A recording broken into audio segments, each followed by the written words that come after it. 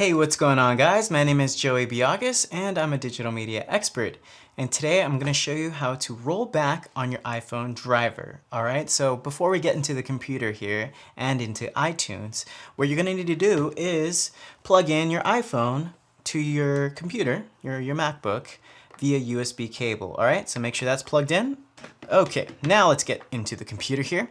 I have iTunes already fired up. Let's go open up my phone in the top right corner over here.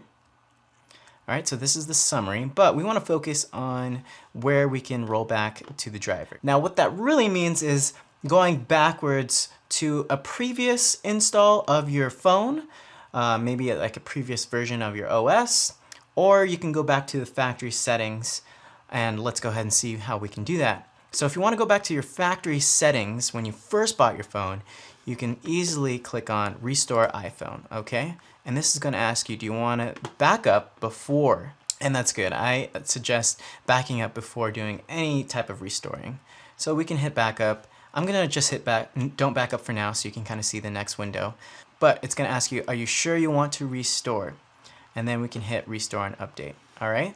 Now the other option is if we want to go back to a certain driver that we previously had, which is Restore from Backup here. Okay, and from here we can choose from the backups that we've done previously on our computer. So I can click on the menu here and I can go back and it'll even show us dates of how far back. So once again, if you're restoring from a backup, this will go back even to a previous iOS, your operating system for your phone. So just in case you have the latest OS and you want to go backwards, you definitely can if you've saved one and backed one up from previously. Alright, so we can choose accordingly and then hit Restore.